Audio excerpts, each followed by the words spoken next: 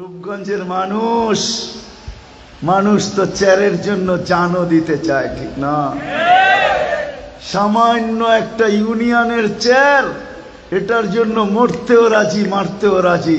কিন্তু আমাদের নবীজি মাকামে মাহমুদ পাবে, রব্বে কাবার কসম, উম্মতের জন্য ওই চেয়ারে বসবে না, হাত রাইখা দাঁড়ায় থাকবে। আল্লাহ বলবে বসেন, বলবো বসবো না। কেন? এটা তো আপনারই, এই জন্যই তো হাত রেখা দাঁড়ায় আছি। আপনি আমাকে বসায় কি করতে চান?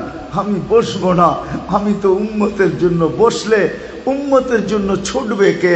হাউজে কাউসারে যে কে পানি পান করাবে? আমি যদি বৈশা পড়ি, উম্মতকে হাউজে কাউসারে কে পানি পান করাবে? আমি যদি বৈশা পড়ি, তাইলে মিজানের পাল্লায় যে কে মনিটরিং করবে? কে দেখবে যে পাল্লা সামনে ঝুঁকতেছে না পিছে ঝুঁকতেছে? যদি সামনে না ঝুঁকে, তো আপনি আমার সাথে ওয়াদা করছেন, সাউফা ইউতিকা রাব্বুকা ফাতারদা। আপনি বলছেন আমাকে রাজি করে ছাড়বেন। আপনি বলছেন লা ইউখজিকা ফি উম্মতিক, আপনার উম্মতের ব্যাপারে আপনাকে লজ্জিত করব না।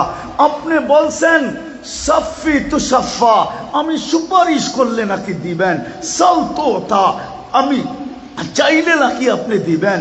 তো আমি মিজানের কাছে ছুটব, যদি পাল্লা সামনে না ঝোঁকে তো ওইখানেই হাত উঠায়া দিব। পাল্লা ঝুঁকায়া দেন না।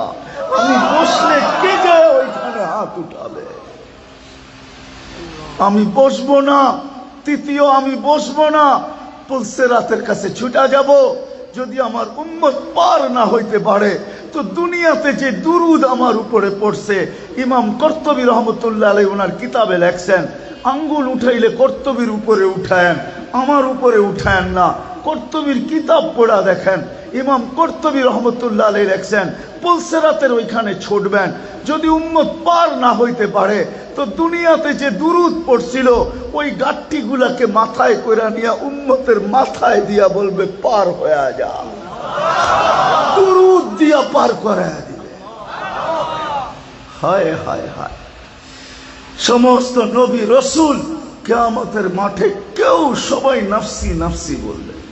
কেউ মাকেও চাবে না, কেউ বাবাকেও চাবে না, কেউ বোনকেও চাবে না, কেউ উম্মতকেও চাবে না।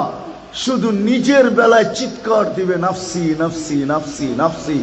কঠোরতা দেখা শুধু নিজের কথা মনে থাকবে, আর সব ভুলা যাবে। কিন্তু আপনার আমার নবী মুহাম্মাদুর রাসূলুল্লাহ সাল্লাল্লাহু আলাইহি ওয়াসাল্লাম কিয়ামতের মাঠে এই মাথার থেকে ওই মাথায়, একবার হাউজে কাউসারে, একবার মিজানে, একবার পুলসিরাতে ছুটতে থাকবে আর চিৎকার দিতে থাকবে উম্মতি রব্বি উম্মতি উম্মতি উম্মতি উম্মতি উম্মতি। আল্লাহ চিৎকার দিতে থাকবে বন্ধু সালতোতা শাফি তুসাফা। আজকে কতগুলা চান? যতগুলা চাবেন অতগুলা উঠায়া দিয়া দিব। যাকে চাবেন তাকে উঠায়া দিয়া দিব। শাফি তুসাফা, যার জন্য সুপারিশ করবেন মঞ্জুর করব, যতগুলার জন্য করবেন মঞ্জুর করব। বন্ধু চিৎকার দিয়েন না, আপনার কান্না সইতে পারি না। হায় হায় হায় হায়। যে হাসান হোসাইনের নামও নিবে না, অথচ জানেন হাসান হোসাইন কিরকম প্রিয় ছিল? জানেন? একদিন দুই ভাই আসছে 5-6 বৎসরের ছোট দুজন, আয়সা নানাকে জিজ্ঞাসা করতেছে, নানা যান আপনি উত্তম না আমরা দুইজন উত্তম? কি বলে ওলামায়ে কেরাম, কে উত্তম?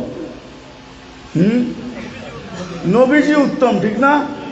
আল্লাহ রসুলের জবাব দিছে আমি উত্তম। দুই ভাই হাসতে হাসতে কুটা কুটা হইয়া নানার কোলের ভিতরে শুয়া পড়ছে। আল্লাহ রসুল জিজ্ঞাসা করে এত হাসো কেন? জবাব হয় নাই। জবাব কি হয় নাই? জবাব হয় নাই।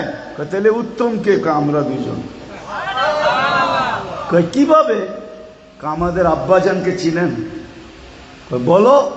আব্বার পরিচয় দিয়া বলতেছে আবু কালাইসা বিশাই, আমাদের আব্বার সামনে আপনার আব্বা কিছুই না। আমাকে আম্মা জানবে চিনেন? তো বলে বলো। তা আম্মার পরিচয় দিয়া বলতেছে উম্মু কালাইসা বিশাই, আমাদের আম্মার সামনে আপনার আম্মা কিছুই না। আমাকে নানা জানবে চিনেন? বলে বলো।